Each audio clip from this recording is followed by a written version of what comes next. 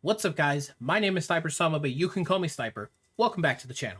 In today's video, we have episode 4 or day 4 of our weapon builds since Gogmazios came out in Title Update 4. Thanks to him, we have new GOGMA-ARTIan weapons, and these things are crazy. The amount of synergy that you can combine with other pieces of gear is absolutely ludicrous. So without further ado, let's get into it. Today we are rocking Limbo Lore, and this is the Insect Glaive of mine. This is actually one that I just created, and I had a build come out last week about doing a flying Insect Glaive build for one of the people in my YouTube comments, okay? This is an updated variant that is a little more meta, a little more busted, and much, much stronger. So, let's get into it. Today, with our Limbo Lore, we are rocking the Archmaiden. The Archmaiden, at least in my opinion, is the best Kinsect. The reason for it, harvest extract, fast charge, you get your bonuses back, you get them back faster, and they can hold, the Kinsect can hold more, making it easier to keep your buffs up, okay? On top of that, we are rocking this style.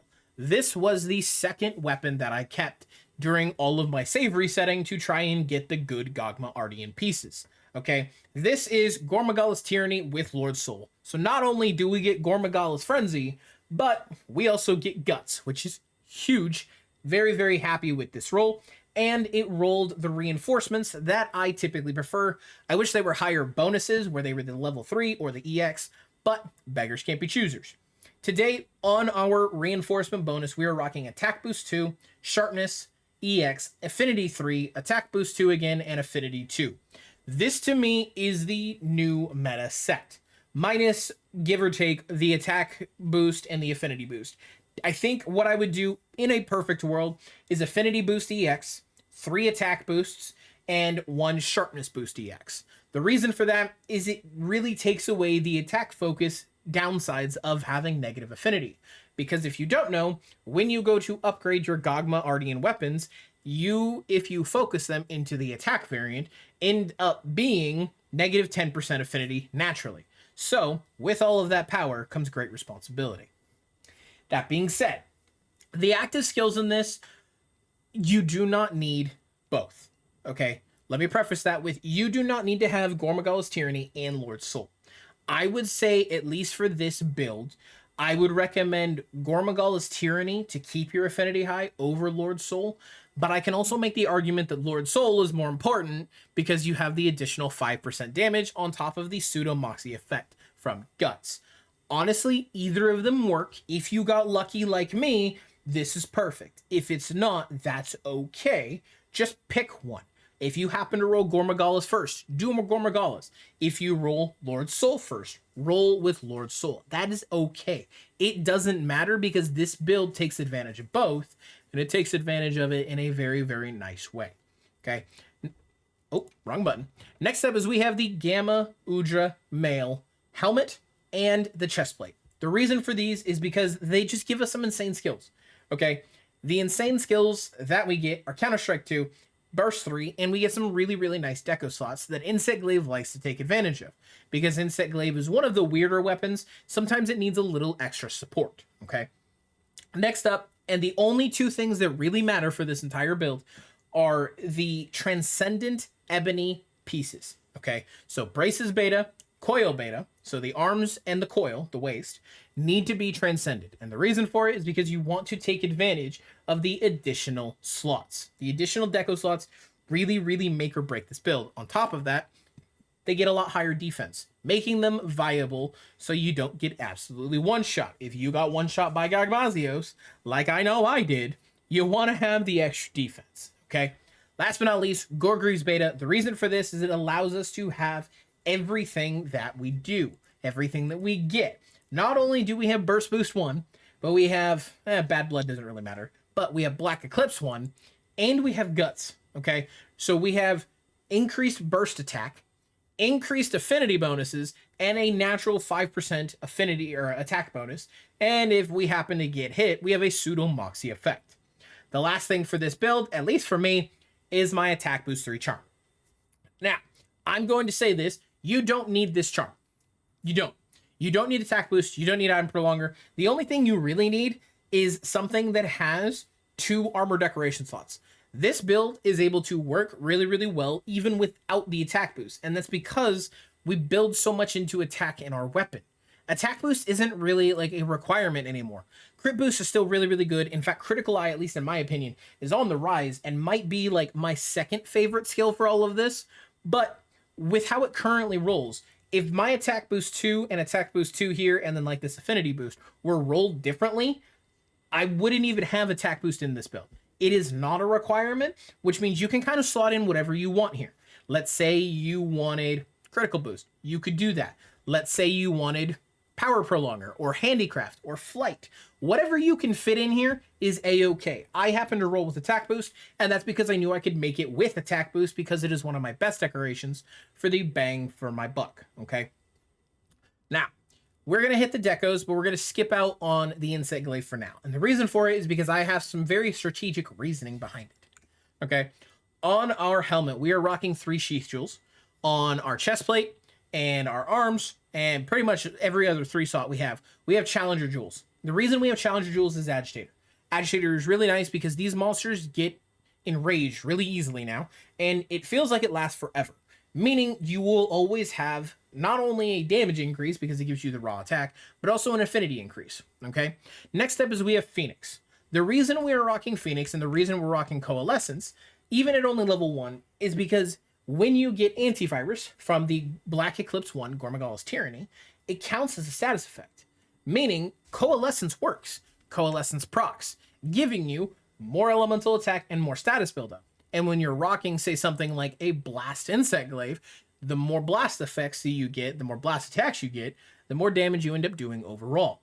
Coalescence is really, really nice in the way that it works with Antivirus and Frenzy, thanks to Gormagala. It's a nice and welcome addition. Okay? Now, what? Or did I just move? Agitator. There we go. Now, last but not least, we have our 2 Sane Jewels down here and then Protection Jewels. The reason we have the Protection Jewels is because we actually already have 1 level of Divine Blessing, thanks to, I believe it is our coil. It is not our coil, it's our arms. Okay? So Divine Blessing, when you get hit, at least when you get hit, there's a chance you don't take as much damage. Super, super nice for some of these harder fights. And where I said the Talisman matters, at least to have the 2 level, or the 2 armor slots, is the Sane Jewel. The Sane Jewel is super, super important because Gormagala's Frenzy will give you the additional bonuses thanks to Antivirus. But you won't get as much affinity if you don't have it maxed out. And if you're going to use this skill, you might as well just max it out. That way you get full value. Okay, so overall, we have Agitator. Okay, Agitator is going to give us plus 15% affinity. With our normal 4%, we're sitting at about 20. Okay, with Antivirus, we're only getting another 10% from Antivirus, and then once we clear Frenzy, you get another 10%. So you're sitting at about 40% affinity. Typically, you wouldn't think anything of it. However, the way I see it is it's just going to increase the damage that we do. You mix that with attack boost, and you are just having a lot of raw attack. Unfortunately, because of how Insect Glaive works and the most efficient combo of the Rising Spiral Slash, Weakness Exploit is kind of a bust when it comes to this weapon.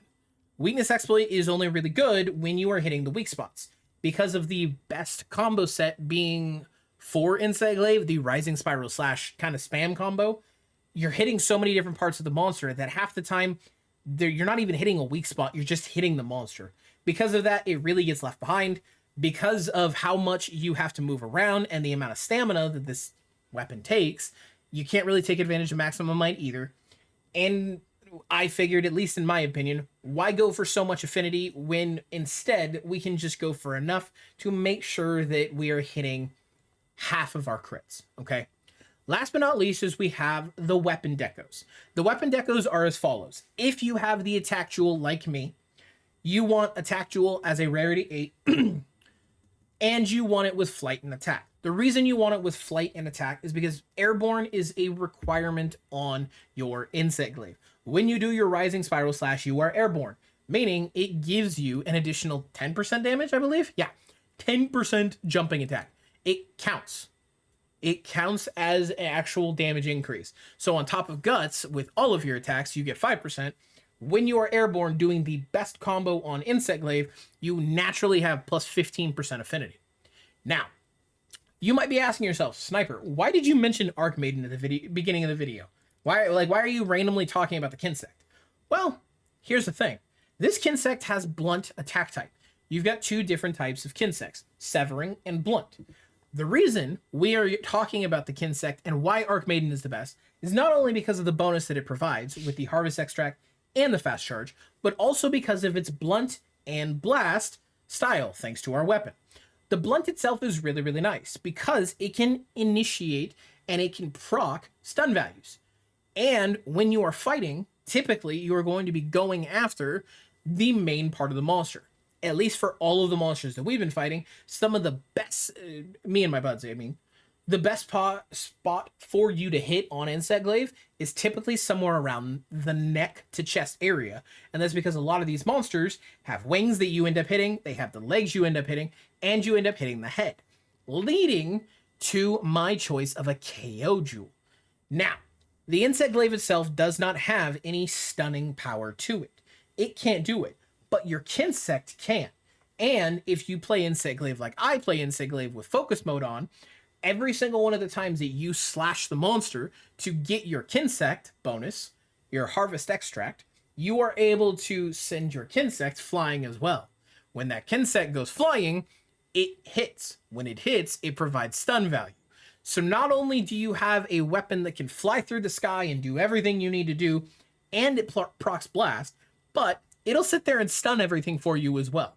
Okay? So we'll talk to Luke here real quick. Go ahead and initiate Agitator, Coalescence, and Antivirus. Okay? So now that everything is out, we have 281 raw, 19% affinity, and we have the 136. Now this is what I was meaning. You see how my Kinsect is flying around, picking up these buffs with me? That is because this Kinsect will sit there and grab everything. And you can see right there, we have already stunned it just because we were working on getting our buffs. Okay? Insect Glaive ended up getting some bonuses thanks to Title Update 4, and some of these bonuses are really, really nice. So what we're going to do is we're going to go ahead and get our last Harvest Extract. And I'll show you guys. With Burst Boost, with everything else active, we have 44% affinity, more than enough to manage everything, and 320 attack. Okay? This build is insane. You saw I was able to stun the dummy without actually even trying to do so. Include things like actual combos, and you can sit there and you can do some crazy damage. Strong Descending Slash, straight into the Rising Spiral Slash, and we do increased amounts of damage. It's really, really nice. I seriously hope you guys give it a shot. This is a really, really fun build for me. I love how Insect Glaive feels. I just wish it wasn't so spammy sometimes. That being said, that is going to do it for today's video, guys. Thank you all for coming and watching. Thank you all for hanging out. Don't forget to like. Don't forget to comment. Don't forget to subscribe. If you guys are as interested as I am in Title Update 4 and other games, I recommend you check out my Twitch channel where I am live most nights over at twitch.tv/SnyperSama. That's going to do it for me, guys. I will see all of you in the next one. Farewell. I don't ever slow up, no I don't take shit. I got no love for the fakeness. If you wanna play tough and wanna hate this, I'll always show up and make a statement.